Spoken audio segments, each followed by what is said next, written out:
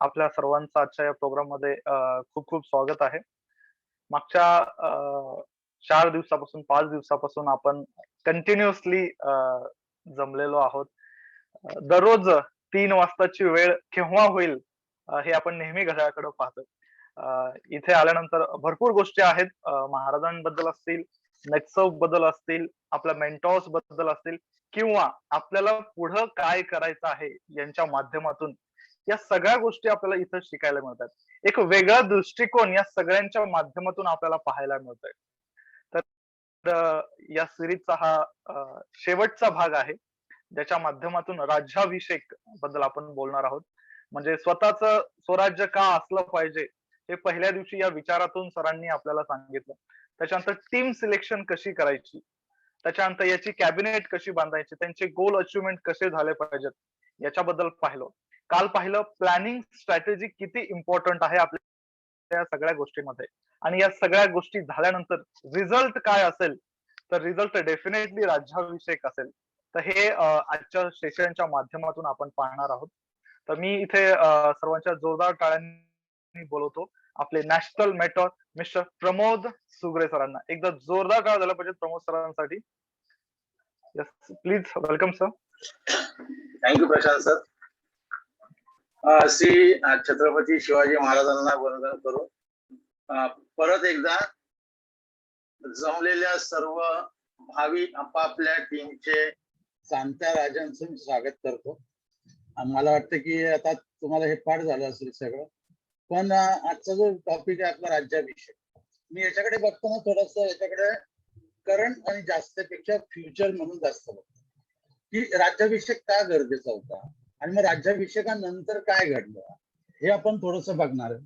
ते आपण परत नेटसपला कनेक्ट करू, त्यातनं आपण मेंटॉर कसे करतात ते बघू आणि परत शेवटी सचिन तुम्हाला सांगेल की आता तुम्ही काय काय करणं गरजेचं आहे.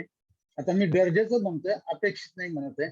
गरजेचं का आहे कारण तुम्ही 101% भविष्यातले मेंटर असणार आहे. तुमचाही राज्याभिषेक म्हणजे सुजित सरांच्या हस्ते तुम्हाला ही 8-19 मिळाल्याबद्दल कॅप घातली जाणार आहे. तो दिवस तुमच्या आयुष्यात 100% येऊ शकतो. आजचा टॉपिक चालू करायच्या आधी मी थोडं परत मागे जातो, कारण आपल्याला हे थोडं एकदा कनेक्ट करू आणि मग आजचा टॉपिक आपण सुरू करू. बघा, पहिला टॉपिक होता तो म्हणजे स्वराज्य. स्वराज्य म्हणजे एक विचार, प्रामाणिक विचार. आणि आपलं स्वतःचं राज्य का करायची गरज निर्माण झाली होती? कारण लोकांना सुरक्षितता नव्हती, स्थैर्य नव्हतं आणि सगळ्यात महत्वाचं म्हणजे की जीवाची शाश्वती नव्हती. लोकांची दैना उडालेली होती आणि तिथं महाराजांनी एक विचार आणला, स्वराज्य. बघा, त्याच कनेक्ट मी केलं होतं नेटसपची सुरुवात करताना सुजित सरांचा एक विचार, यही बिझनेस करे आपका हमारा नेक्स्ट जनरेशन. म्हणजे थोडक्यात मला हे दोन गोष्टी साम्य का वाटल्या, कारण तसं महाराजांनी एक प्रामाणिक आणि लोकांच्या कल्याणासाठी एक विचार आणला, तसं सुजित सरांनी एक प्रामाणिक आणि खरोखर सर्वसामान्य लोकांसाठी एक विचार आणला. माझी गॅरंटी आहे, भारतातली नाही जगातली कुठलीही कंपनी शिवाजी महाराजांचं चरित्र घेऊन स्वतःला त्याच्यावर कनेक्ट करू शकणार नाही, कारण त्यांच्याकडे त्या टाईपचं थॉट प्रोसेसच नाही. त्याच्यानंतर आपण बघितलं की आपले जे लोक मेंटॉर झाले त्यांनी पण ही विजन कंटिन्यू ठेवली, त्यांनी पण त्या पद्धतीने विचार केले, म्हणून ते मेंटॉर झाले. दुसरा पार्ट आपण जो बघितला तर तो होता मावळा. मावळा म्हणजे काय की ज्यांनी महाराजांना साथ दिली. आता इथं महाराजांनी लोक अशी नाही निवडली की हा माझा लाडका आहे, हा मी आल्यानंतर माझ्या घोड्याचा लागाम पकडतो, मालिक मला खाली उतरायला मदत करतो, मला पाण्याची बाटली आणून देतो, मला दिसले की नुसते झाडतो. म्हणजे हाजी आजी करणारी लोक नाही बघितली महाराजांनी. हे बघितलं की याच्यामध्ये पोटेन्शियल आहे, याच्यामध्ये हा प्रामाणिक आहे, हा लॉयल आहे आणि याला आपण सपोर्ट करायचा हा मोठा पराक्रम करू शकतो. नातं गोतं हुजरे महाराजांनी गोळा नाही केली. सेम जर हे कनेक्शन मी कंपनीत बघतो आपल्या, तर श्री सरांनी सुद्धा आपले नातेवाईक मित्र गोळा नाही करत बसले.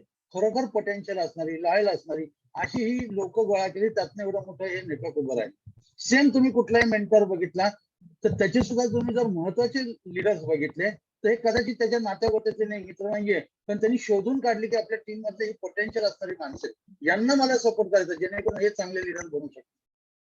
म्हणजे यातनं तुम्ही काय शिकायला पाहिजे हे महत्वाचं की तुमच्याकडे पण ती मोठी विजन असणं आवश्यक आहे, तुम्ही सुद्धा योग्य लोक सिलेक्ट करणं आवश्यक आहे. त्याच्यानंतर आपण तिसरा टॉपिक बघितला होता तो म्हणजे सुराज्य. सुराज्य म्हणजे काय होतं तर बाबा त्या राज्यामध्ये असणाऱ्या सर्व लोकांना सुरक्षित वाटलं पाहिजे, सुखी समाधानी राहिले पाहिजेत, भविष्याची चिंता नसली पाहिजे आणि सगळ्यात महत्वाचं की बाबा चांगलं काम केलं तर मला शाबासकी आणि काहीतरी बक्षीस मिळालं पाहिजे. आता हे महाराजांनी कसं केलं हे आपण बघितलं. जेवढे घटक होते सगळ्या घटकांना कसं न्याय देता येईल हे महाराजांनी बघितलं. त्याचबरोबर आपण नेटसप मध्ये पण बघितलं की नेटसप मध्ये युजरची काळजी घेतली जाते, ते अगदी वरपर्यंत मेंटरची काळजी घेतली जाते. म्हणजे सगळ्यांसाठी काहीतरी चांगलं असं आणल्यामुळे लोक सुखी समाधानी आहेत, भविष्य उज्ज्वल दिसतं आणि त्यामुळे लोक तिथे राहिली की ते सुराज्य बनतं. तेच प्रत्येक मेंटरने आपापल्या पद्धतीने आपल्या आपल्या टीम मध्ये केलं आणि म्हणून कदाचित ते मेंटर झाले.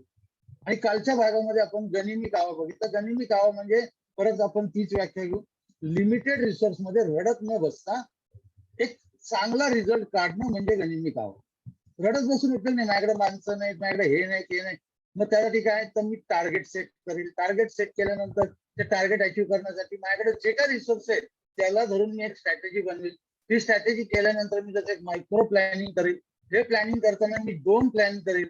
एक ज्या गोष्टी मी अपेक्षित धरल्यात, गृहीत धरल्यात, एक असा पण प्लॅन असायला हवा जे मी गृहीत नाही धरलं, अचानक काही घडलं तर माझ्याकडे दुसरा पर्याय उपलब्ध हवा. म्हणजे मायक्रो प्लॅनिंग. त्याच्यानंतर एक्झिक्युशन, आणि हे स्वतः करणं गरजेचं. तुम्ही मागे उभं राहून लोकांना नाही सांगू शकत हे करा म्हणून, तर तुम्ही स्वतः एक्झिक्यूट केलं पाहिजे आणि हे करताना मग येईल तो मोठा रिझल्ट. आणि हा रिझल्ट आल्यानंतर जसं आता प्रशांत सर म्हणले तसंच होईल राज्याभिषेक. बघा, हा राज्याभिषेक गरजेचा का आहे? कारण राज्याभिषेक झाल्यानंतर सगळीकडे कळतं की छत्रपती शिवाजी महाराजांचा राज्याभिषेक झाला. जवळजवळ 450 वर्षानंतर एक राजा, एक हिंदुस्थान मधला एक हिंदू राजा छत्रपती बनला. हे 450 वर्षानंतर पहिल्यांदा घडलं. आणि आज आपण राज्याभिषेक, त्याच्या पुढची थोडीशी स्टोरी आणि त्याच्यानंतर नेटसपचं फ्युचर, तुम्ही मेंटर्स आणि मेंटरनी कसं केले आणि शेवटी तुम्ही काय करणार हे आपण बघणार आहोत. तर मी एक पीपीटीच्या माध्यमातून सुरुवात करतो नेहमीप्रमाणे.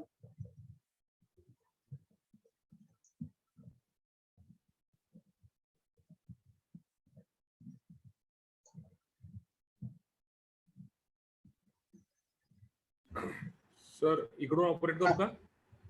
जरा काहीतरी भलतच झालं. ओके, ठीक आहे. आले. तर राज्याभिषेक हा आजचा आपला टॉपिक आहे. जसं मी म्हणाले, राज्याभिषेक झाल्यानंतर काय होतं तर सगळीकडे कळतं की या राज्याला एक छत्रपती मिळालेले आहेत, एक राजा मिळालेला आहे आणि आता इथं स्वतःच राज्य चालू झालेलं आहे. राजांचा राज्याभिषेक झाला. आता काय आलं सर? सर स्क्रीन शेअर होत नाही, मी करतोय तुम्ही. लोड होतंय जास्त वेळ.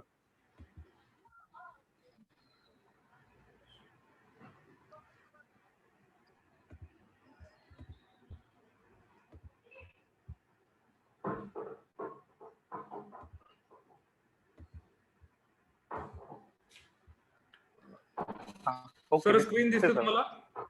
हा, ओके.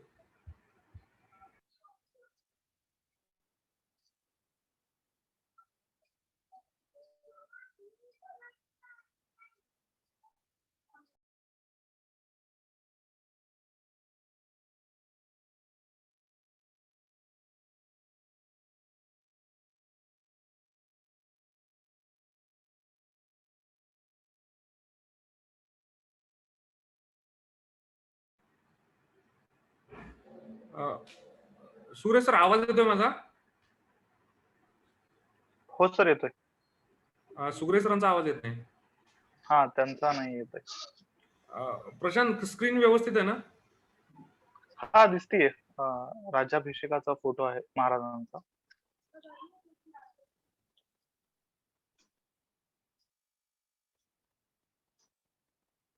हॅलो सर, आवाज येतोय माझा?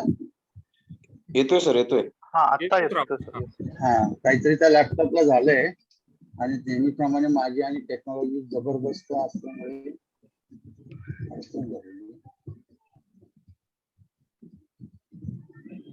सर पीपीटी तुम्ही रन करताय का? हॅलो. हो, अमित सरांनी स्क्रीन शेअर केली. पीपीटी अमित सर शेअर करतायत. ओके, आलं. तुम्ही तिकडून रिमोट कंट्रोल विचारू शकता सर. नको, जाऊ द्या, परत ते माझी लिंक होते. माझी ठीक आहे, चुकली तर एवढ्या लोकांची लिंक होते. Okay okay sir. चला आपण परत येऊ. सॉरी, थोडस टेक्निकल एरर येतेच आहे, असू द्या.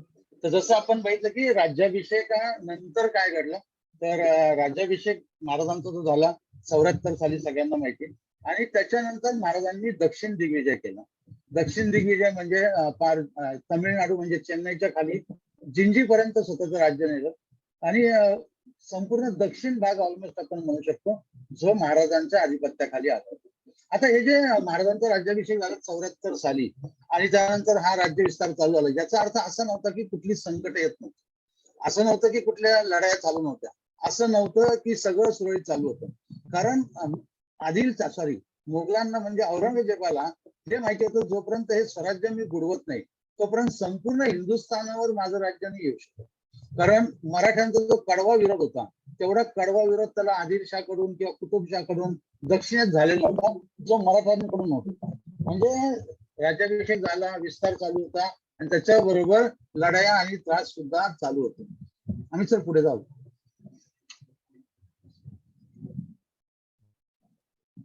आता हे ज्यावेळी स्वराज्य बनलं, तर हे बनण्यामागे म्हणजे, आणि हे पुढे का टिकलं, एवढं काय झालं असेल, तर बघा, एक म्हणजे सगळ्या गोष्टी लोकांमध्ये खोलवर रुजल्या गेल्या. जसं की महाराजांची विजन, त्या विजनला काय होती, स्वराज्य. दुसरं महाराजांचं पर्पज होतं की नेव्हर एंडिंग वालं पर्पज होतं, की बाबा सर्वसामान्य लोकांना कायम सुखी ठेवायचं, स्वतःचं राज्य बनवायचंय. म्हणजे हा झालेला टॉपिक मी परत एकदा घेतोय. म्हणजे स्वराज्य बनवणं म्हणजे काय, तर विजन बरोबर आलं पर्पज, जे नेव्हर एंडिंग असतं. त्याच्यावर असतं योग्य लोकांचं सिलेक्शन, सिलेक्ट केलेल्या लोकांना ताकद देणं, त्यांना बळकटी देणं, आणि आपला राज्य विस्तार करून मग राज्याभिषेक घडवणं. आता महाराजांचा 74 साली राज्याभिषेक झाला, पण 1680 मध्ये महाराज गेले.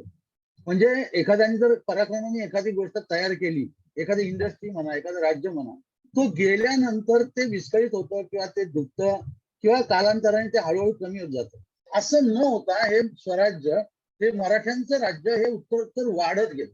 आता हे वाढत का गेलं, कारण महाराजांचा जो विचार होता, जी कार्यकाळाची पद्धत होती, त्यांनी ज्या गोष्टी घालून दिल्या होत्या की बाबा लोकांचं कल्याण व्हायला पाहिजे, सैन्यामध्ये या टाईपची शिस्त हवी, न्याय पद्धती या पद्धतीने हवी, म्हणजे ज्या ज्या गोष्टी त्यांनी सेट केल्या होत्या, आणि सगळ्यात महत्वाचा विचार होता तो म्हणजे स्वराज्य, आपलं राज्य.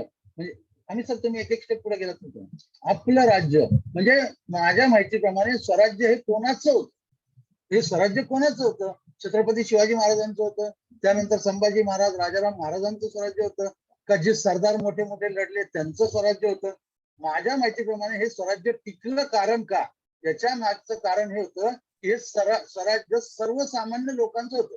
त्या राज्यातल्या शेतकऱ्याचं स्वराज्य होतं, त्या राज्यातल्या एका साध्या मावळ्याचं स्वराज्य होतं, त्या राज्यामध्ये राहणाऱ्या एका महिलेचं स्वराज्य होतं, त्या राज्यामध्ये राहणारे छोटा मोठा उद्योग करणाऱ्याचं स्वराज्य होतं. म्हणजे काय, तर हे असलेल्या सर्व लोकांचं स्वराज्य होतं. म्हणून महाराज 1680 साली गेले, पण त्याच्यानंतर हे स्वराज्य बुडालं नाही.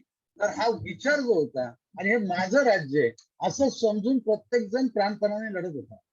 आता हे प्राणपणाने लढत होता म्हणजे महाराजांनंतर संभाजी महाराज, संभाजी महाराजांनंतर राजाराम महाराज, राजाराम महाराजांनंतर तारा राणी, त्यांचे दोन पराक्रमी सरदार संताजी घोरपडे, धनाजी जाधव, त्याच्यानंतर पेशवे, आणि मग पेशव्यांनी केलेला तो अजून मोठा पराक्रम, आणि पेशव्यांनी केलेला विस्तार म्हणजे पहिले बाजीराव पेशवे, त्यांनी सरदार गायकवाड त्यांना बडोद्याकडे पाठवलं, शिंदे त्यांना ग्वाल्हेरला पाठवलं, त्याच्यानंतर होळकर ज्यांना मध्य प्रदेश इंदोरला पाठवलं. म्हणजे हे राज्य पसरायला या सगळ्या लोकांना प्रेरणा कुठली होती, कारण हे प्रत्येकाचं स्वराज्य होतं, छोट्याचे छोट्या मावळ्याचं हे स्वराज्य होतं, आणि मोठ्यातल्या मोठ्या राज्यकर्त्याचं हे स्वराज्य होतं. आणि महाराजांचा जो विचार होता, तो विचार, ते कार्य करायची पद्धत, त्या सिस्टीम्स या घेऊन मराठी संपूर्ण हिंदुस्थानभर गेले, आणि त्याच्यानंतर सुद्धा ही परंपरा थांबली नाही. जरी 1818ला म्हणजे मराठ्यांचं साम्राज्य गेलं आणि ब्रिटिशांची राजवट आली, तरी सुद्धा अहिल्याबाई होळकर त्यांनी तो विचार पुढे नेला. कोल्हापूरचे छत्रपती शाहू महाराज त्यांनी हा विचार पुढे नेला वेगळ्या पद्धतीने, पण कायम त्यांचा फोकस हा सर्वसामान्य लोकांचं कल्याण आणि त्यांना कसं सुखी ठेवता येईल असंच होतं. आणि बघा, याच्यामुळे 1759चा एक नकाशा उपलब्ध आहे. तो नकाशा सांगतो की हे मराठ्यांचं साम्राज्य किती मोठं होतं. अटक ते कटक म्हणजे अटक हे पाकिस्तान अफगाणिस्तानची बॉर्डर आहे, तिथपासून ते कटक पर्यंत आणि खालपर्यंत दक्षिण भागामध्ये एवढं प्रचंड साम्राज्य उभं राहील. 1645 साली एका छोट्याशा मुलाने घेतलेली शपथ आणि त्यांनी उभा केलेलं छोटस स्वराज्य, त्याच्या नंतर हे महास्वराज्य किंवा ज्याला आपण साम्राज्य म्हणू शकतो हे उभं राहिलं. म्हणजे परत जर आपण बघितलं, एक प्रामाणिक विचार, त्याच्याबरोबर मिळालेली योग्य लोकांची साथ, सर्वसामान्यांना सुखी ठेवण्याच्या सिस्टीम, त्याच्याबरोबर की स्वतः पुढे जाऊन स्वतः फ्रंटला राहून राज्य विस्तारासाठी केलेल्या सगळ्या गोष्टी आणि मग तयार झालेलं स्वतःच एक स्वराज्य आणि त्याचं रूपांतर झालेलं साम्राज्यामध्ये. हे आपण छत्रपती शिवाजी महाराजांचं बघतो. म्हणजे 1645 ते 1818 हा साधारण 150+ वर्षाचा पिरियड मराठ्यांनी या हिंदुस्थानवर राज्य केलं. म्हणजे स्वराज्य मिळाल्यानंतर हे कमी नाही झालं, तर हे वाढलं. कारण नंतर ही मुद्रा बघून समोरचा शत्रू की महाराजांचं सैनिक येत आहे, मराठे येत आहेत, हे बघून सरेंडर होत होते. कित्येक लोकांनी युद्ध न करता आम्ही तुमच्यात सामील होतो. काही लोक म्हणले आमचं आम्हाला छोटं राज्य करू दे, आम्ही तुम्हाला खंडणी देतो. म्हणजे मराठ्यांचं झालं काय, ही राजमुद्रा, राज्याभिषेक झाल्यानंतर ही राज्यमुद्रा ही काय सांगते? ही अभिमान सांगते. ही काय सांगते? ही सांगते पराक्रम. ही काय सांगते? ही सांगते दरारा. ही काय सांगते? ही सांगते इतिहास घडवणं. म्हणजे एवढी या राजमुद्रेमध्ये ताकद होती. आणि आता आपण याला जर सगळ्याच्या सगळं असं जास्त नेटसपला जर कनेक्ट करायचं ठरवलं, तर बघा आपण नेटसप जर बघितलं तर माझ्या दृष्टीने नेटसपची सुद्धा स्वतःची एक राजमुद्रा आहे. ही राजमुद्रा काय सांगते? सेहत बरकत मुस्कुराहट. ही आपली राजमुद्रा आहे. आपल्याला आता जाऊन लढाई म्हणजे तलवारी घेऊन लढाई नाही लढायच्या, पण लोकांकडे आपले प्रोडक्ट घेऊन, आपली सिस्टीम घेऊन काही आपण जातोय. काही लोकांना आपण सांगितलं की आम्ही काय काम करतोय, सेहत बरकत मुस्कुराहट. प्रोडक्टच्या माध्यमातून सेहत, प्रोडक्टच्या माध्यमातून, बिझनेसच्या माध्यमातून बरकत, आणि या सगळ्यांमुळे येणारी मुस्कुराहट. हे आपलं राजमुद्रा असल्यासारखं आहे, त्याला आपल्याला विसरायचं नाहीये. आणि हे नेटसप कोणाचं आहे? नेटसप कोणाचं आहे? म्हणजे मला विचारायला नेटसप कोणाचं आहे, तर चेअरमॅन आणि डायरेक्टर सुजित सर आहेत. मला विचाराल की हे जाऊ दे सर, राहू द्या, काय अडचण नाही, या पुढे. हे कोणाचं आहे? म्हणजे जे पुण्यातनं स्टार्ट झालेलं नेटसप, छोटस, म्हणजे परत इथं पण योगायोग आहे. महाराजांनी पण पुण्यातनं स्टार्ट केलं होतं आणि सुजित सरांनी पण पुण्यातूनच नेटसपची सुरुवात केली होती. ज्ञान सर तो पुढचे सर. आणि इथं जर आपण बघितलं तर आता भारतभर कुठे गेले सर? मागे हो सर, काहीतरी गडबड होत. हॅलो, हा सर, बरोबर आहे का? हा, ही राहू दे ना सर. हा, म्हणजे जे पुण्यातनं स्टार्ट केलेलं आज ते भारतभर पसरलेलं आहे. त्याला आपण काय म्हणू शकतो की पुण्यातून स्टार्ट झालं आणि हे साम्राज्य तयार झाले. आज भारतातला असा एकही कोपरा नाहीये की ज्या कोपऱ्यामध्ये नेटसपचं काम चालू नाहीये. प्रोडक्ट युजर आहेत, तसेच बिझनेस करणारी लोक आहेत. आता नेटसप एवढ्यावर थांबणार आहे का? तर मला वाटतं आता तर आपलं अजून स्पीड वाढणार आहे. आणि जसं महाराजांनी ठरवून सगळ्या गोष्टी केल्या की ज्याच्यामध्ये आपण काल बघितलं गनिमी कावा, तसं नेटसप सुद्धा हवेत गोळीबार करत नाही. नेटसपचं सुद्धा टार्गेट फिक्स आहेत. नेटसपनी सुद्धा आपली स्ट्रॅटेजी तयार केलेली असते. मायक्रो प्लॅनिंग असतं. सगळ्यात महत्वाचं Ketan sir, Pradeep sir lead from front असतात. सगळे मेंटर्स लीड फ्रॉम फ्रंट असतात आणि 100% आपण टार्गेट अचीव्ह करतो. जसं आपण कालच्या याच्यात 2 पार्ट बघितले होते. 2015ला 100 कोटी क्रॉस केलेले आणि 2021ला 400 कोटी क्रॉस केलेले. तर आता येत्या 5 वर्षाचा नेटसपचा प्लॅन रेडी आहे का? तर 100 आणि 1% रेडी आहे. या माझ्या फिगर नाहीयेत, या प्रदीप सरांनी सिस्टीमद्वारे काढलेल्या फिगर आहेत. त्यांनी त्यांचा जो स्टडी आहे सायंटिफिक दृष्टिकोनातून त्यांनी काढलेल्या फिगर आहेत की नेटसपचं हे साम्राज्य येत्या 5 वर्षात कसं वाढणार आहे. म्हणजे 21-22 750 करोड क्रॉस होणार आहे. म्हणजे आता पॅन्डेमिक येऊ, अजून काही होऊ, दुनियाला आग लागू, नेटसपचं 750 करोडचं टार्गेट कम्प्लीट होणार. याचा अर्थ जवळजवळ 450 कोटी नेटवर्क मध्ये डिस्ट्रीब्यूट होणार. म्हणजे किती लोक सक्षम बनणार आहेत, आर्थिकदृष्ट्या किती लोकांचं स्वराज्य बनणार आहे. त्याच्या पुढच्या वर्षी बघितलं तर 1050 करोडचं टार्गेट आहे. त्याच्या पुढे 1500 करोडचं टार्गेट आहे. त्याच्या पुढे 2100 करोडचं टार्गेट आहे. आणि 2025-26 3000 करोडचं टार्गेट.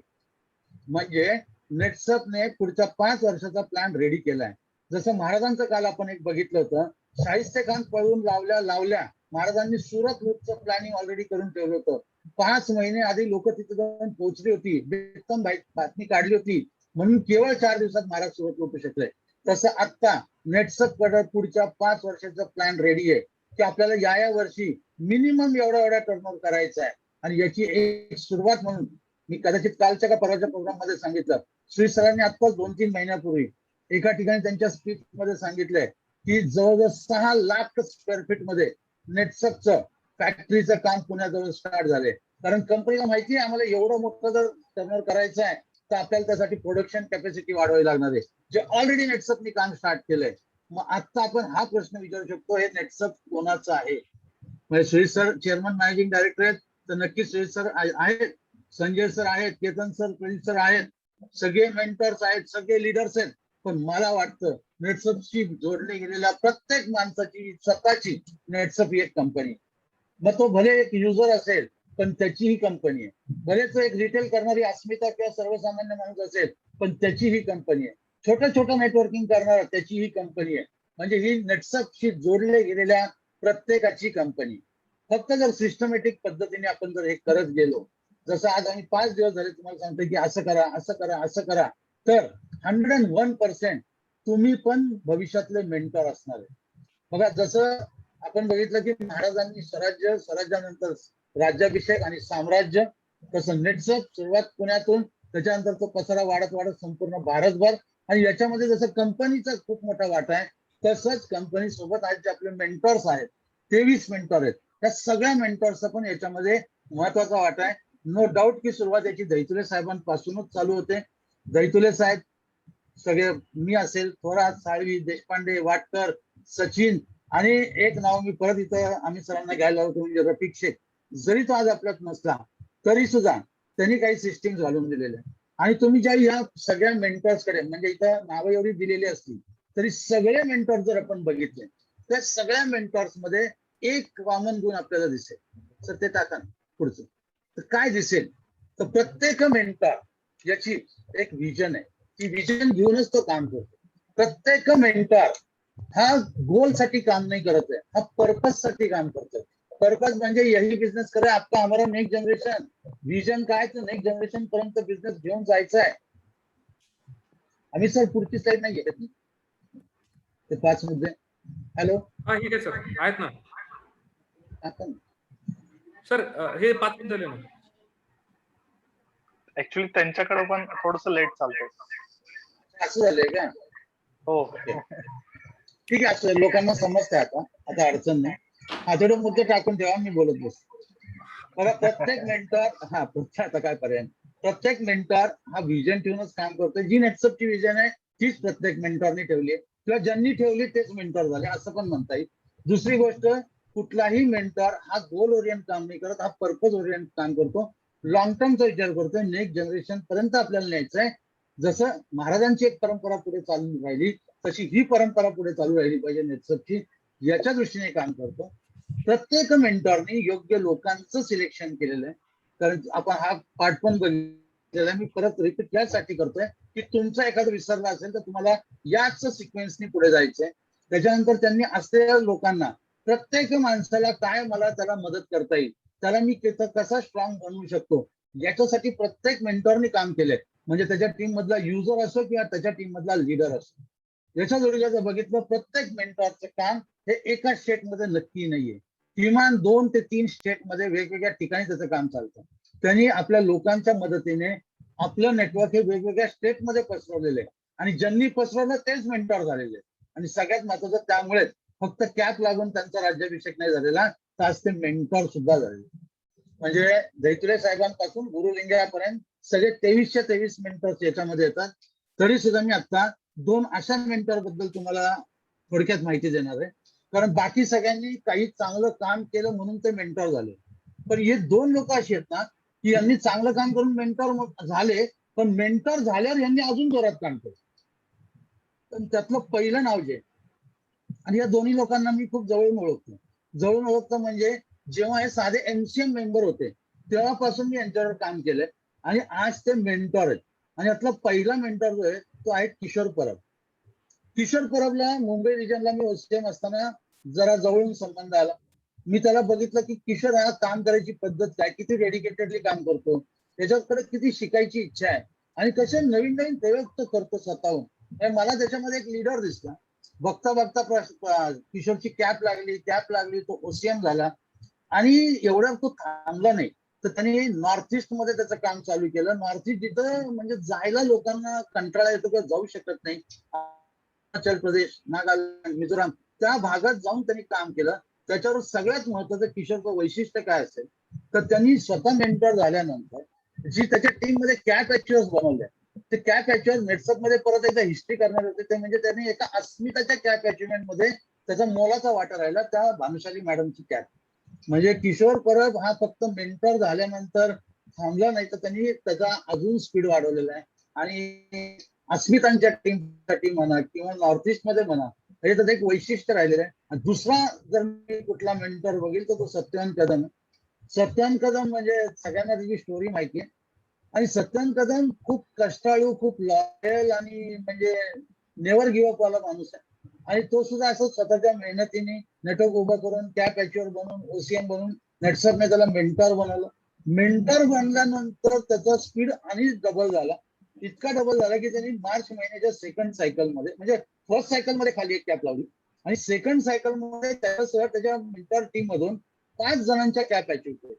म्हणजे आपण या 2 लोकांकडनं प्रेरणा काय घेऊ शकतो? सगळ्याच मेंटरनी सिस्टीमनी काम केलंय, पण ही 2 लोक मला या ठिकाणी का आवर्जून सांगायची वाटतात. आपण यांच्याकडनं प्रेरणा घेऊ शकतो की हे खरोखर त्या पर्पज साठी काम करतात. की आता माझी अचिव्हमेंट झाली, मी मेंटर झालो, मला काही एवढासा टर्नर ओके फाईन असं नाहीये. म्हणजे ही लोक आता खरोखर खालच्यांसाठी काम करतात.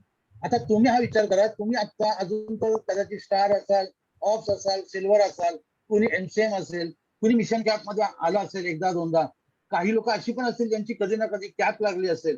पण तुम्ही जर थोडस या सगळ्या मेंटर लोकांना ऑब्झर्व केलं की अरे यांच्याकडे एक विजन आहे, ही लोक एक पर्पज घेऊन काम करतात, योग्य लोकांना सिलेक्ट करतात, टीम मधल्या प्रत्येक माणसाला एम्पॉवर करायचं काम करतात. याच्या जोडीला जर आपण बघितलं तर यांनी नेटवर्क आपलं स्प्रेड केलेलं आहे, वेगवेगळ्या एरियात नेलंय आणि सगळ्यात महत्त्वाचं सगळे घटक त्यांनी सुखी ठेवले. बघा आपण किशोरचं एक्झाम्पल घेतोय, अस्मिताची टीम त्यांनी एवढी जबरदस्त चालवली आहे. याच्यामध्ये सर मागे सांग, तर त्याच्यामध्ये मी एकदा त्याच्या अस्मिता टीम बरोबर आत्ताच हैदराबाद मध्ये बोलत असताना, किशोर परबच्या पेक्षा वयाने मोठ्या त्याच्या अस्मिता लिडर्स आहेत, पण त्या सांगतात आम्ही यांना वडील मान. म्हणजे एवढं त्यांनी प्रेमाने अस्मितांची टीम डेव्हलप केली. सत्यवान कदम लँग्वेज प्रॉब्लेम असून त्याला म्हणजे मी त्याला कधी कधी गमतीने म्हणतो, मराठीच नीट येत नाही, पण हिंदी फारसं चांगलं नाही. पण त्यांनी आंध्र, तेलंगणा आणि कर्नाटक मध्ये स्वतःचं नेटवर्क उभं केलंय. तिथून त्यांनी कॅप कॅचर्स बनवलेत. म्हणजे अशक्य असं काही नसतं. तुम्ही जर ठरवलं तर तुम्ही सुद्धा तुमचं एक चांगलं साम्राज्य बनवू शकता. तुम्हाला सुद्धा कॅप मिळेल म्हणजे तुमचा राज्याभिषेक होईल आणि भविष्यात तुम्ही सुद्धा नेटसपचे मेंटर 100% बनू शकता. तर परत मी जाता सांगेन की जे हे 5 दिवसाचं आपलं चाललं ट्रेनिंग प्रोग्राम, याला फक्त शिवचरित्र म्हणून समजू नका, याला फक्त टाइमपास म्हणून बघू नका. तुमच्या आयुष्याचा कायापालट करणारे कदाचित हे 5 दिवस असू शकतात. पहिली गोष्ट, एक प्रामाणिक आणि परफेक्ट विजन असणं गरजेचं आहे. दुसरी गोष्ट की तुम्ही योग्य लोक सिलेक्ट केली पाहिजेत. तिसरी गोष्ट, या सगळ्या लोकांना तुम्ही एम्पॉवर केलं पाहिजे.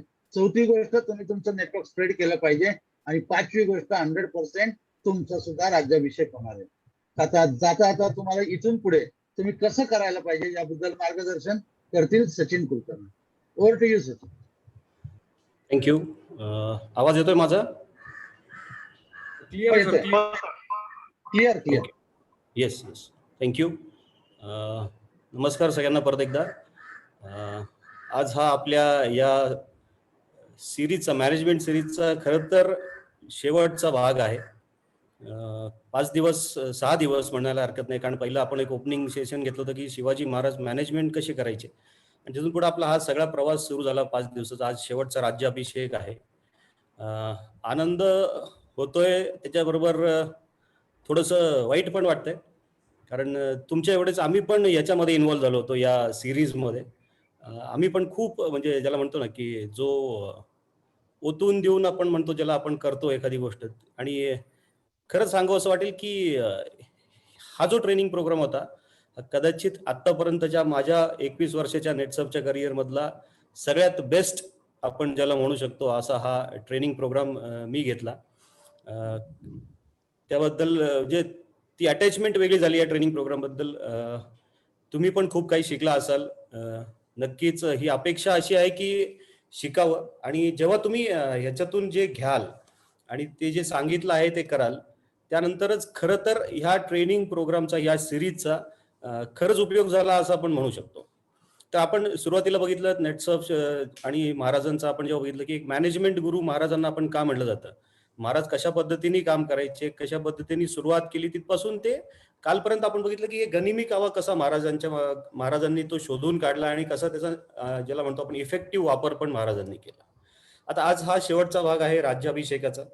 तर राज्याभिषेक म्हणजे परत तेच जे सुग्रे साहेबांनी तुम्हाला म्हटलं की राज्याभिषेक हा असा असतो की इथून पुढे जसं आपण रामाच्या वेळी म्हणतो की रामाचं जेव्हा आपण हे करत होतो, रामाने जेव्हा हे केलं होतं तेव्हा अश्वमेघ यज्ञ ज्याला आपण म्हणतो रामाने केला होता, तेव्हा एक घोडा सोडला होता.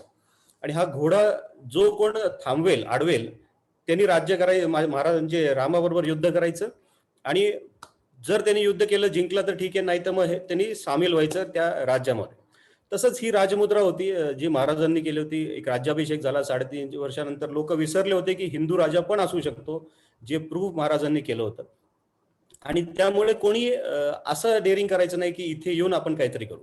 आता हे जर तुम्ही नेटसर्फच्या बाबतीत बघितलं तर नेटसर्फच्या बाबतीत पण हेच घडलेलं आहे. जसं स्वराज्य स्थापन हा विजन घेऊन जे महाराजांनी शपथ घेतली, तसंच नेटसर्फनी जेव्हा 2001 मध्ये सुरुवात केली होती की आपल्याला काहीतरी करायचं, या इंडस्ट्रीसाठी काहीतरी करायचंय. सुजित सरांनी स्वतःसाठी अजिबात काही केलेलं नाही, महाराजांनी पण स्वतःसाठी काहीच केलं नव्हतं. महाराजांचं जर म्हणले असते की माझ्या वडील आहेत, मला एक जमीनदारी आहे, माझ्याकडे ही अशी वतनदारी आहे, तर मी त्याच्यातून करू शकतो, तर मग करू शकले असते, विषय काहीच नव्हता. पण त्यांना या रयतेसाठी काहीतरी करायचं होतं. सुजित सरांचा आपण जेव्हा नेटसर्फचा विचार करतो, सुजित सरांना या याच्यासाठी, सुजित सरांचे ऑलरेडी सेट बिझनेस नेटसर्फच्या आधीपासून पण खूप होते.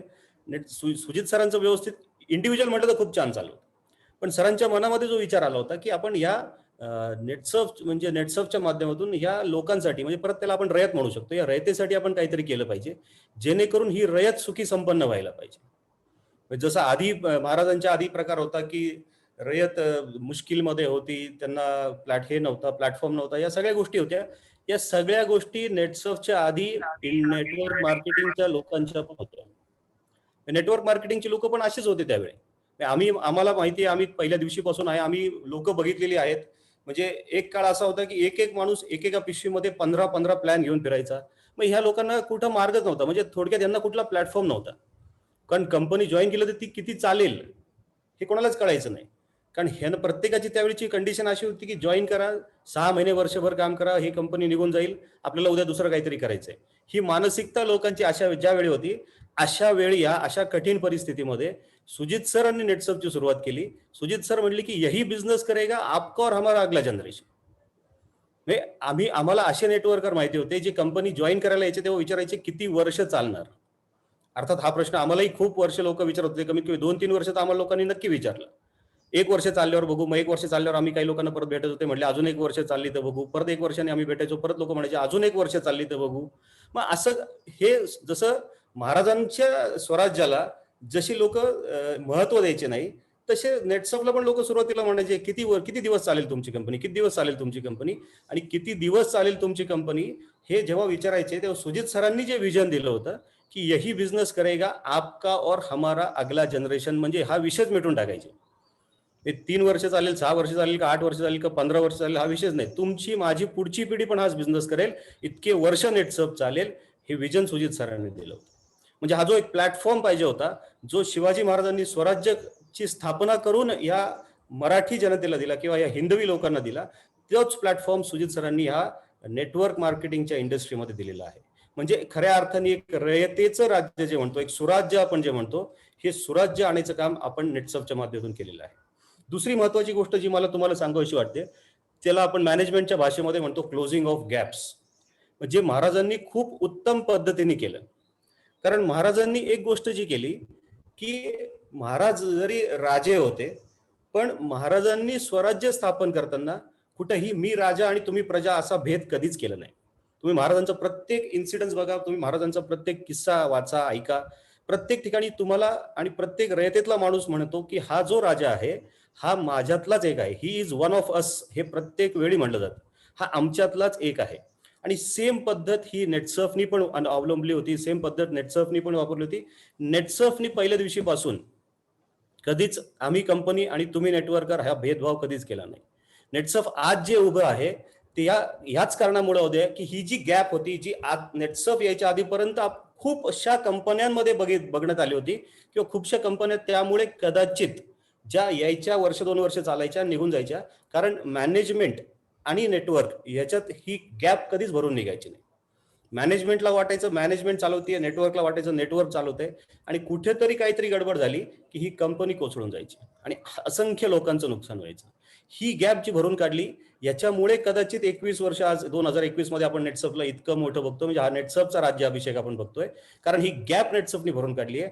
आजही प्रत्येक वेळी तुम्ही जेव्हा जेव्हा बॅनर बघता तिथं तुम्हाला दिसतं नेटसर्फ नेटवर्क. हे नेटसर्फ वेगळं नाहीये, हे नेटवर्क वेगळं नाहीये, हे नेटसर्फ आणि नेटवर्क हे एकत्रपणे केलेलं आहे. ही अख्खी गॅप नेटसर्फनी भरून काढली आहे आणि त्यामुळे हा नेटसर्फचा राज्याभिषेक तुम्हाला मला बघायला मिळतो. आज जसं आपण म्हणतो की आज ही शिवमुद्रा बघितल्यानंतर कोणी नादी लागायचं नाही, तसं आज नेटसर्फ मध्ये जे पद्धतीने नेटसर्फ चाललेलं आहे, जी ब्रँड व्हॅल्यू नेटसर्फनी तयार केलेली आहे, जी इमेज नेटसर्फची झालेली आहे, जी जाहिरात आज नेटसर्फची आपण बघतोय, आज ब्रँड अँबॅसेडर आपण बघतोय, येणाऱ्या काळामध्ये हीच नेटसर्फची राजमुद्रा जी तुम्हाला सुग्रे साहेबांनी सांगितली की सेहत बरकत मुस्कुराहट, हे कुठलाही सामान्य माणूस जेव्हा कुठेही बघेल ना, नेटसर्फ वाचेल, त्याला ही नेटसर्फची राजमुद्रा कळणार आहे आणि तो म्हणणार आहे की ही नेटसर्फची राजमुद्रा असेल. कुठलाही नेटवर्कर घ्या, कुठल्याही कंपनीतला माणूस घ्या, ही राजमुद्रा दाखवल्यानंतर तो नेटसर्फच्या स्वराज्यामध्ये सामील झाल्याशिवाय राहणार नाही. एवढी ही जबरदस्त राजमुद्रा नेटसर्फनी पण तयार केलेली आहे. तिसरी गोष्ट महत्वाची मला तुम्हाला जी सांगायची आहे ती म्हणजे ऍडमिनिस्ट्रेशन. बघा, हे सगळं तर चालू होतं, हे सगळं केलं होतं, गरज होती काहीतरी वेगळं लोकांना द्यायची, आणि हे ऍडमिनिस्ट्रेशन मी माझ्या परवाच्या एपिसोडमध्ये पण तुम्हाला सांगितलं, परवाच्या भागात पण तुम्हाला सांगितलं, जे छत्रपती शिवाजी महाराज होते, हे प्रशासकीय त्यांची जी कला होती ही प्रचंड, ज्याला म्हणतो ना आपण, म्हणजे उल्लेखनीय, ज्याला आपण म्हणतो की ज्याला आपण याचा उल्लेखच करू शकत नाही, इतकी छान होती. मग हे ऍडमिनिस्ट्रेशन स्किल जे त्यांच्यातलं होतं, त्याच्यामुळे त्यांनी एक गोष्ट नक्की केली की वेळोवेळी ज्या काही गोष्टी लागतात, स्वराज्य पुढे नेण्यासाठी ज्या ज्या गोष्टी करायच्या असतील, त्या वेळी त्या गोष्टी ते पावलं महाराज व्यवस्थित उचलत गेले होते. आणि हीच तुम्ही नेटसर्फच्या बाबतीत जर बघितली तर नेटसर्फनी पण काळानुसार प्रत्येक वेळी टाइम टू टाइम, ज्याला आपण म्हणतो, हा चेंज आपल्या सिस्टीम मध्ये करत गेलेली आहे नेटसर्फ. म्हणजे नेटसर्फ जेव्हा सुरुवात केली, आम्ही 7 लोक होतो, जे सुग्रे साहेब तुम्हाला तर जो झाडाला तुम्ही बघितले ते 7 मेंटॉरची फोटो तुम्ही नाव बघितली, ही 7 लोक होतो, आम्ही सुरुवात केली. आम्ही 7 मेंटॉर सुरुवातीला होतो. जसं जसं हे आपला प्रसार वाढत गेला, आपला प्रचार वाढत गेला, नंतर आपला पसारा वाढत गेला, तसं तसं हे ह्याला अजून हातभार लावायची गरज वाटली. मग ह्याच्यानंतर एक एक एक एक सिस्टम आपण आणत गेलो.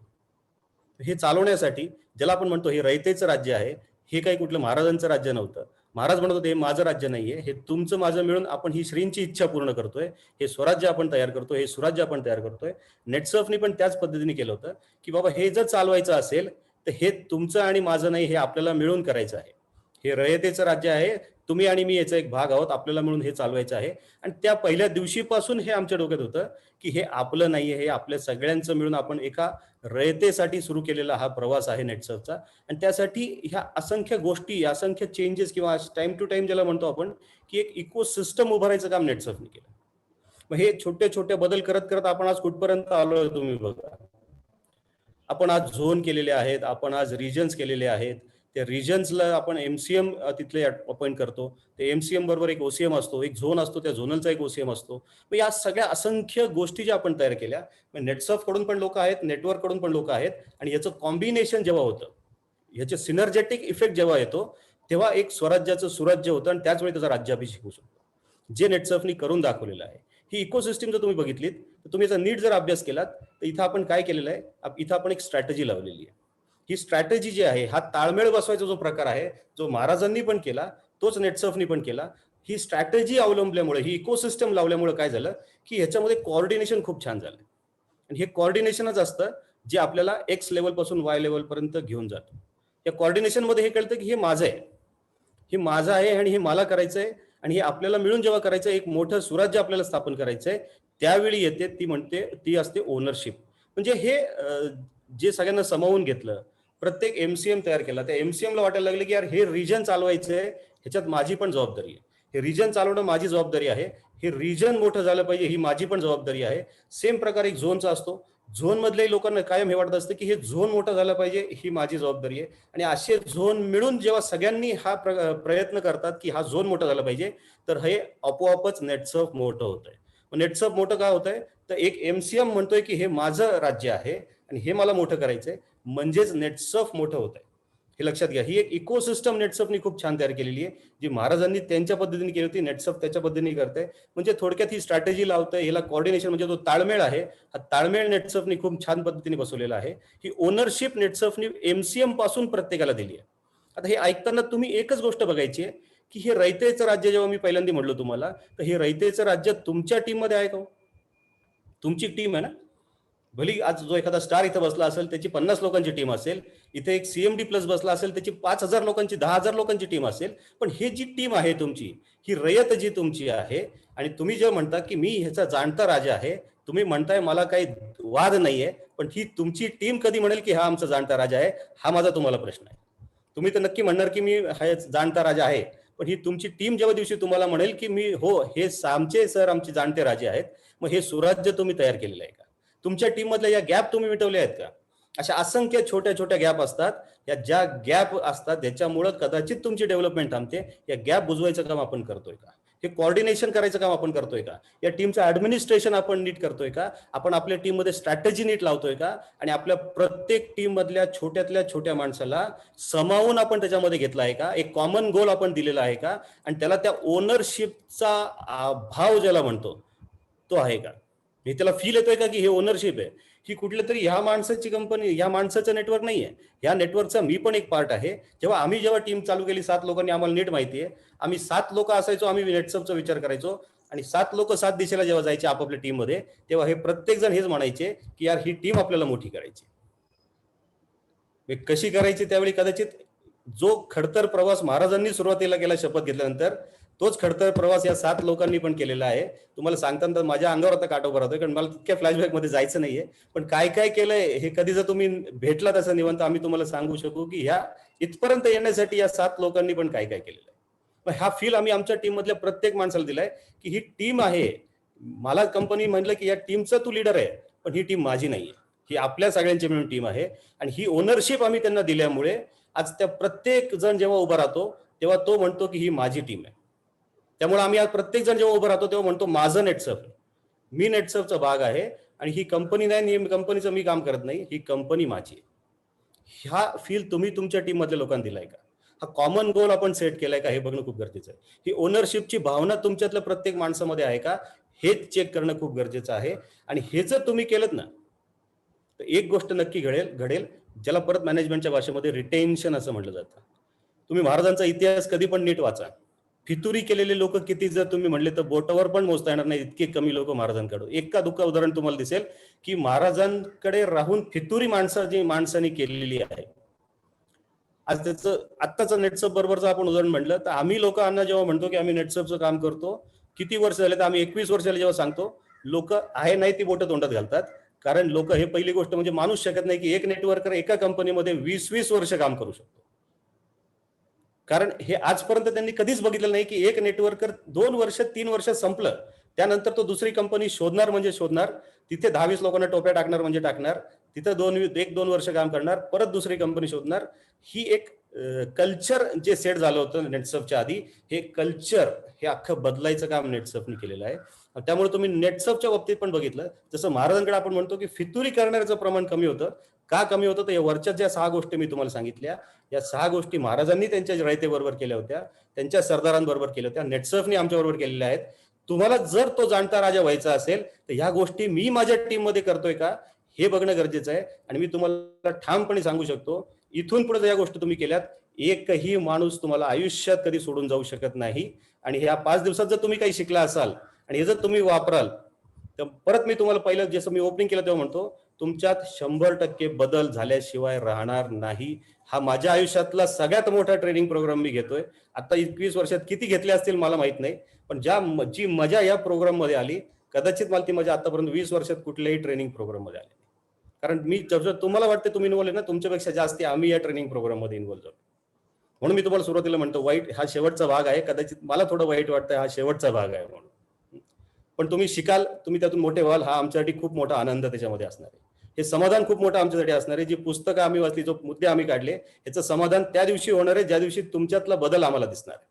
आणि हा बदल ज्या दिवशी दिसेल त्या दिवशी आम्हाला समाधान मानून घेऊ की येस हा प्रोग्राम आपण केला. ही जी मॅनेजमेंट टीम आहे वेस्टर्न झोनची, याला हा समाधान वाटेल की येस आपण हा प्रोग्राम केला, एक चांगला डिसिजन आपण घेतला आणि हे करणं खूप गरजेचं आहे. हे तुम्ही करावं ही आमची मनापासून इच्छा आहे. पीपल मॅनेजमेंट, जाता जाता शेवटचे 2 मुद्दे राहिले तेवढे तुमच्याशी बोलतो. पीपल मॅनेजमेंट तुम्ही जर बघितलं तर महाराजांनी जी काही पीपल मॅनेजमेंट केली ना, महाराजांचा प्रत्येक मावळा जो होता ना, हा प्रत्येक मावळा जीव ओतून काम करायचा, तुम्हाला माहिती आहे. महाराजांनी असं कधीच केलं नाही बाबा की हे माझं आहे, तुला जो रोल दिलाय तो तू करायचा. तुम्हाला एक छोटंसं उदाहरण जर मी सांगितलं ना, मुघलांचं राज्य खूप मोठं होतं, मुघलांकडे सेना खूप मोठी होती, मुघलांकडे वतनदारी प्रकार होता. महाराजांनी ज्या ज्या काही धोके दिसले ते धोके सगळेच्या सगळे जागच्या जागी मोडून काढलेत. आणि महाराजांना माहिती होतं की त्याशिवाय हे रयतेचं राज्य, हे सुराज्य येणार नाहीये. एक छोटासा किस्सा तुम्हाला सांगतो फक्त त्यातला. जेव्हा शाहिस्ता खानचा आपला विषय झाला काल गनिमी गावामध्ये, शाहिस्ता खान, ओनरशिप ज्याला आपण म्हणतो ना, ओनरशिप, ही ओनरशिप काय असते तुम्हाला नीट कळेल. शाहिस्ता खान जेव्हा 3 वर्ष पुण्यामध्ये ठाण मांडून बसला होता, त्याचा एक भाचा होता जो त्याकडे आला, कामदार का नामदार त्याचं काहीतरी नाव होतं. तो म्हणला, यार हे शिवाजी महाराज तर एवढूच आहे, आपण कधी पण त्याला जाऊन हरवू शकतो, तुम्ही का 3 वर्ष वाट बघताय, आपल्याला बादशहानी इथं का पाठवलंय. त्यांनी एकच सांगितलं, बाबा हे पुण्याची हवा खूप चांगली आहे, हे पुण्याची हवा खूप छान आहे, इथं खूप मजा येते. जर मी शिवाजी महाराजांवर आक्रमण केलं, जर मी शिवाजी महाराजांना हरवलं, बादशाह माझ्यावर खुश होईल आणि माझी बदली कंधार किंवा काबूलला करेल आणि तिथल्या रणरणत्या उन्हामध्ये मला जायचं नाहीये, म्हणून मला महाराजांना हरवायचं नाहीये. मला सांगा, असे जर लोक स्वराज्यामध्ये असतील, त्या राज्यामध्ये असतील मुघलांच्या, तर हे मुघल राज्य कधी मोठं होणार आहे? हे मुघल राज्य कधीच मोठं होऊ शकत नाही, कारण लोक असे ज्यांना कॉमन गोल अजिबात नाहीये. तो तिकडं मुघल काय करतोय दिल्लीमध्ये आम्हाला माहित नाही, इथं आम्ही काय करतोय त्याला माहित नाही, कोऑर्डिनेशनचा पत्ता नाही, ओनरशिप नाही, त्यामुळे रिटेन्शन तर अजिबात नाही होत. तुम्हाला सुग्रे साहेबांनी सांगितलं किती लोक मुघल सैन्यामधले महाराजांना येऊन मिळाले, कारण महाराज हे पगार वेळेवर करायचे. मुघल साम्राज्यामध्ये 2 वर्षांनी एकदा पगार मिळाला तर लोकांना वाटायचं पगार मिळाला, वेळेत मिळाला म्हणून. महाराज दर महिन्याच्या प्रतिपदेला लोकांचा पगार करायचे, कारण हिंदू कॅलेंडर होतं, प्रतिपदा असायची, दर महिन्याच्या प्रतिपदेला महाराज हे करायचे, कारण हा रिटेन्शनचा एक पार्ट होता. जे मी तुम्हाला सांगितलंय ते मी करतोय, हे महाराजांनी प्रत्येक वेळी सांगितलंय. त्यामुळे हा रिटेन्शन खूप चांगल्या पद्धतीने व्हायचा. मग आपल्या टीम मध्ये आपण हा रिटेन्शनचा पार्ट जो आहे हा करतोय की नाही हे आपणही बघणं खूप गरजेचं आहे. पीपल मॅनेजमेंट यालाच म्हणतात. एक जीवा महाला ज्याला आपण म्हणायचो, जो एका वरातीमध्ये महाराजांना दिसला, जो दांडपट्ट्यानी अगदी 10 फुटावरचं लिंबू चिरत होता आणि कर्तव्य दाखवत होता लोकांना, महाराजांनी त्याला दरबारात बोलून घेतला आणि सेवेमध्ये घेतला स्वराज्याच्या. म्हणजे हा प्रत्येक वेळी तुम्ही बघा, प्रत्येक माणसामध्ये एक स्किल असते, प्रत्येक माणसामध्ये एक क्वालिटी असते. तुमच्या टीम मधल्या प्रत्येक माणसाकडे एक क्वालिटी असते, ज्याला आपण म्हणतो एक स्किल एक्स असतं. आणि हा स्किल एक्स जे असतं, ह्या स्किल एक्सहून त्याला स्किल वाय वर न्यायचं, हे काम तुमचं ऍज अ लीडर असतं. नेटसर्फनी आम्हा लोकांना ओळखलं. 7 मेंटॉर नेटसर्फचे सुरुवातीला होते. या 7 लोकांकडे एक वेगवेगळी स्किल होतं. ह्या एक्स नावाची स्किल प्रत्येकाचं होतं. हे नेटसर्फनी 20 वर्षात आज वाय लेवलला नेऊन ठेवलेलं आहे. ही पीपल मॅनेजमेंट नेटसर्फनी केलेली आहे. आमच्या टीममध्ये आम्हाला खूप अशी माणसं मिळाली जी एक पर्टिक्युलर स्किल आम्हाला त्यांच्यातलं जाणवलं, त्या माणसाला आम्ही घेतलं, त्याच्यातलं तो एक्स स्किल वरून त्याला वाय स्किलवर नेऊन ठेवायचं काम आम्ही केलेलं आहे. आणि तुमच्या टीममध्ये पण अशी असंख्य लोक आहेत ज्यांच्याकडे असंख्य क्वालिटी आहेत. त्या क्वालिटीहून त्याला एक्स वरून वाय वर नेऊन ठेवायचं जर तुम्ही काम करू शकलात, तर तुम्ही या तुमच्या स्वराज्याचं सुराज्य आणि तुमचा राज्याभिषेक करू शकता. ह्या गोष्टी करणं खूप गरजेच्या आहेत. सिस्टीम सेट होणं खूप गरजेचं आहे. आपण आत्ताच हा विषय 2 मिनिटापूर्वी सुग्रे साहेबांनी तुम्हाला सांगितला, महाराजांनंतर किती वर्ष कोण कोण कसं कसं लढत राहिलं. आजच एक खूप छान पुस्तक मी सकाळी वाचत होतो, कान्होजी आंग्रे नावाचं, हे सकाळी वाचलं. म्हणजे याच्यात हे लिहिलेलं आहे की महाराज गेल्यानंतर जे काही महाराजांचं गलबता होती, ही किती वर्ष कान्होजी आंग्रेंनी पुढे चालू ठेवली.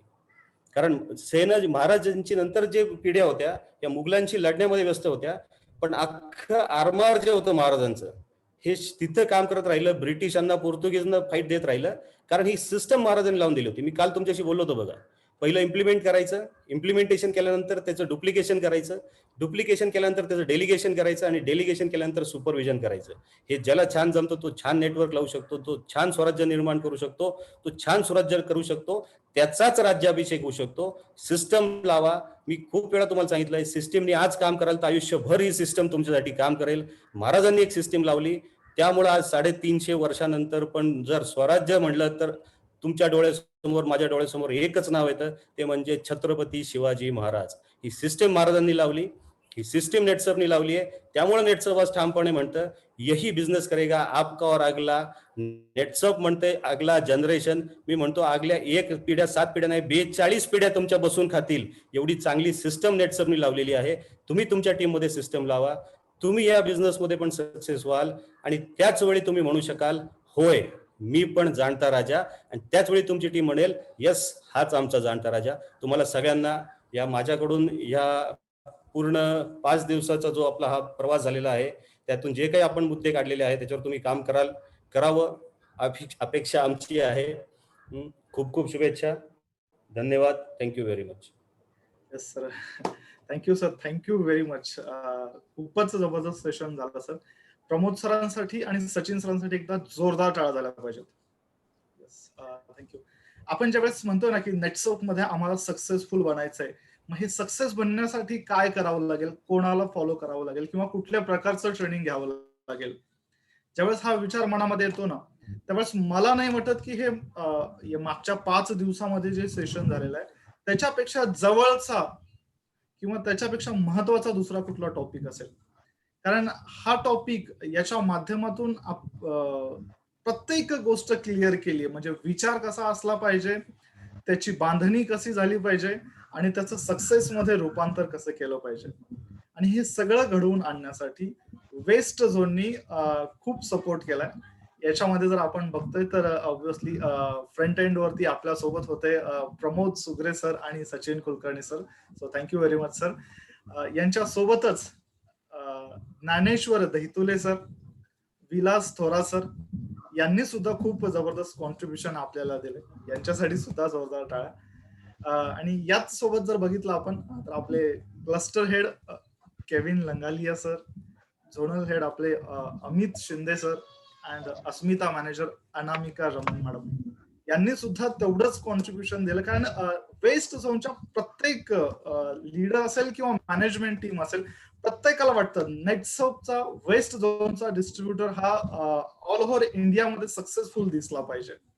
कारण जसं सचिन सरांनी सांगितलं की पूर्वी प्रतिपदा होती, म्हणजे चंद्र जसं कलेने वाढतो ना, तसं आम्हाला वाटतं की आमचा डिस्ट्रीब्युटर सुद्धा एक क्लब वरती आला पाहिजे.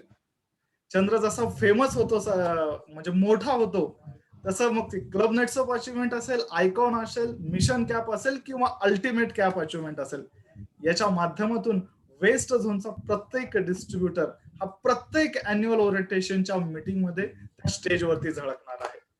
आणि ही अचिव्हमेंट करण्यासाठी आमची ही वेस्ट झोन मॅनेजमेंट टीम 100% तुमच्या सोबत आहे. तुम्हाला काय करायचंय तर 100% समर्पण करायचंय.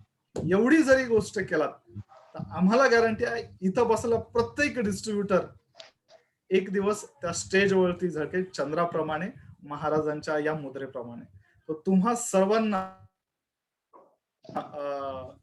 येणाऱ्या वेळेसाठी खूप खूप शुभेच्छा देतो. आजचा प्रोग्राम जरी इथे संपलेला असेल, पण आपल्या कामाची सुरुवात ही आजपासून झालेली आहे. तर यासाठी तुम्हा सर्वांना खूप खूप शुभेच्छा देतो आणि आपण इथंच थांबू. Thank you very much.